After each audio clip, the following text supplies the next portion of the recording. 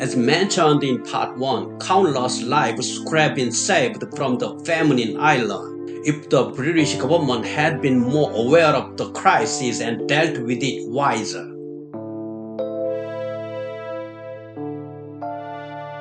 Ireland's Emergency Measure Committee made a factual report to the British government and demanded countermeasures. However, the British government refused to take action immediately, declaring that Ireland's reports were exaggerated and inaccurate.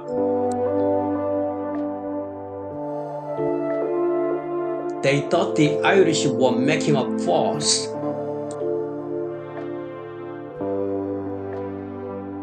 However, the British government took one first step, abolishing the grain law, an obstacle to grain imports, and lowering the tariffs imposed on grain imports to Ireland.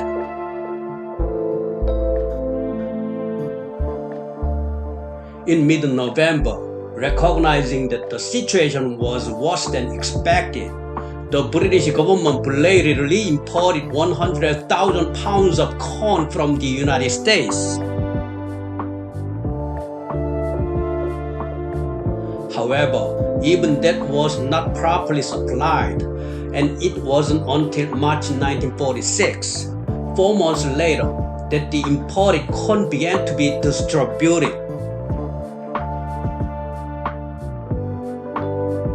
The reason for the delay was that corn was imported and secretly stored in a warehouse out of fear of rising corn prices. Furthermore, the securing the stock itself was delayed in the first place, and it was transported by all means of transport.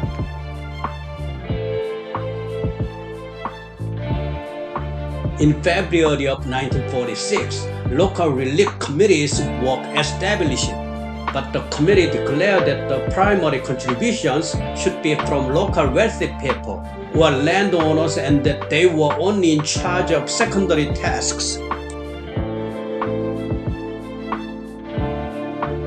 The committee encouraged wealthy people to donate relief money and use the money to feed the region. In the meantime, however, they refused to provide food for free under the pretext of maintaining order in the market.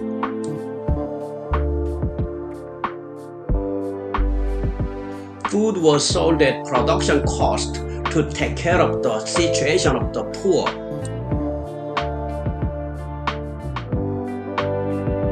Of course, the food was supplied to areas that were not funded. Of course, these relief efforts were not run efficiently. By August 1946, 648 committees existed, but most of them were created nominally and did not function normally.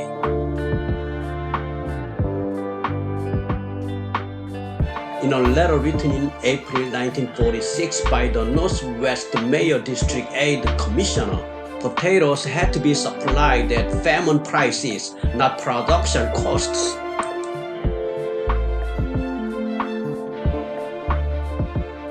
The region was in a desperate situation with various infectious diseases prevalent.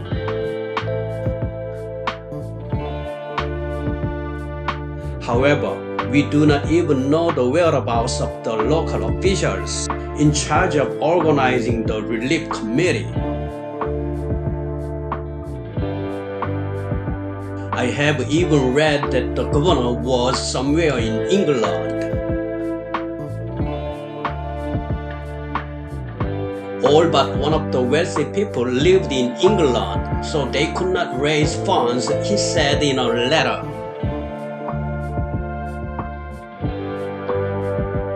In addition, they tried to prevent famine by promoting large-scale public works, but half of the project cost had to be paid by the region, and approval was not widespread. In public works projects, many people who did not need relief were hired, and wages were excessive. In the end, Conservative Prime Minister Robert Peel, who had failed to cope with the famine, had to resign in disgrace in June 1946, 9 months after the famine began. The subsequent Prime Minister Russell exacerbated the famine situation after he came to power. Even the food that was imported and distributed was stopped, saying that market order was being disrupted by the government's intervention. As an alternative, Russell argued that public works could be used to overcome famine by employing the poor. However, in the midst of this situation, the daily wage of workers on public projects was set lower than the average wage, and food piled in warehouses was sold at market prices.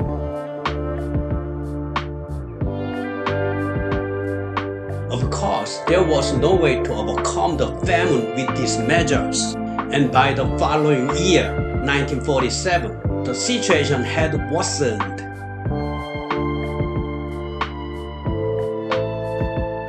Public projects that employed the poor were scaled back by the Russell administration over budget issues. In the end, a porridge distribution center was set up and basic food distribution was attempted, but wage earners were excluded from the distribution.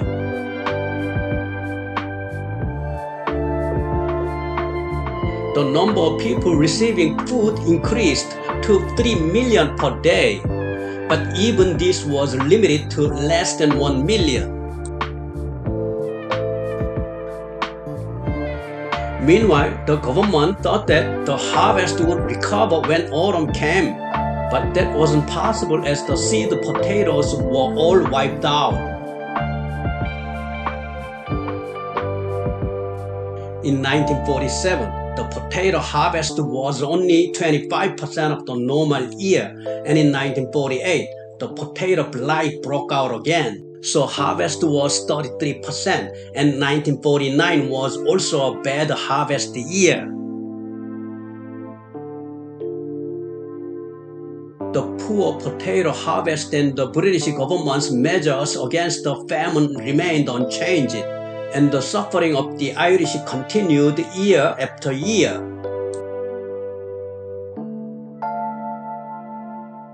A more serious problem was that from 1948, the policy was changed to finance the famine response internally in Ireland.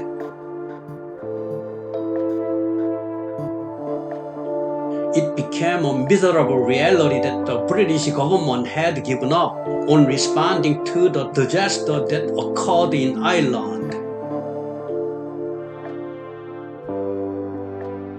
The British government gave up its national obligations for relief from disasters that occurred in the country.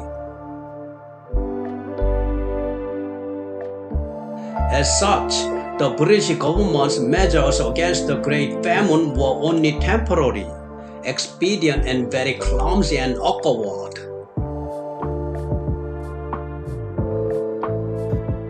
There was even a lack of will to promote relief measures, and in fact, there was a reason why British public opinion was strongly opposed to supporting the Irish. The British were hostile to aiding Ireland and opposed the aid plan over and over again. In September 1946, The Times, a British newspaper, published an article telling people to eat meat if their potato farm failed.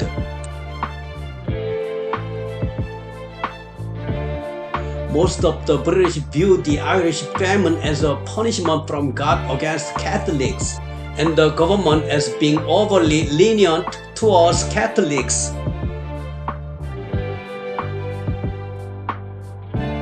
Exactly how many Irish died in the Great Famine is unknown.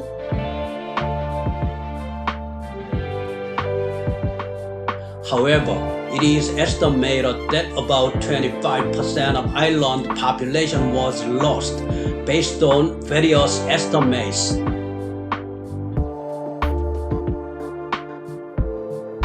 At the time, the population of Ireland was estimated to be over 8 million, of which 1 million died of starvation and about 1 million emigrated abroad.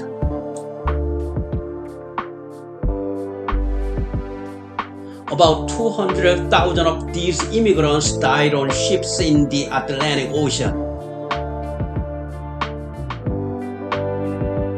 The Great Famine served as a catalyst for Irish emigration, and emigration increased explosively and continued after the Great Famine.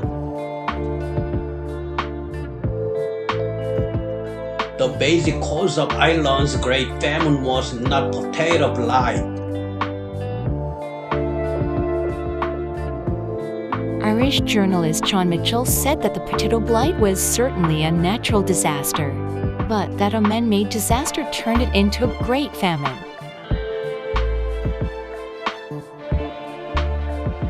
In other parts of the world, the problem of simple food shortages caused by crop disasters was exacerbated only in England as the Great Famine, which resulted in the loss of millions of people. It may have started as a natural disaster, but Ireland's Great Famine was certainly man-made.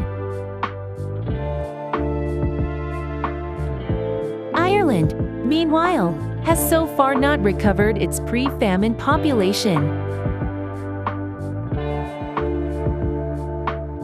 In the end, due to the immature response of the British government and its people, many Irish people had to leave their homeland behind and emigrate to the United States, Canada, New Zealand, Australia, etc.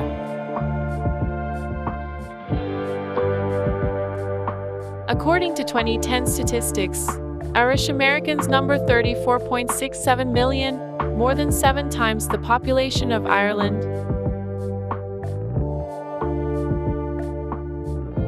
Ireland's population of 8 million before the Great Famine has shrunk significantly since then.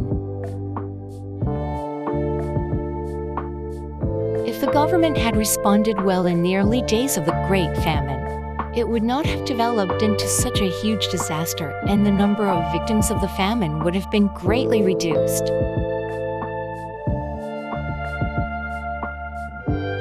So it's all right to say that the Great Famine in Ireland was a natural disaster, including man-made ones.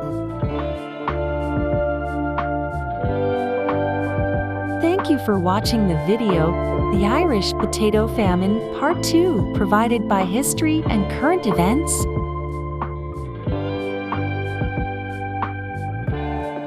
I'm Rebecca, Olivia, Mia, Emily, Lydia, Julia, and Tony have contributed so far as narrators.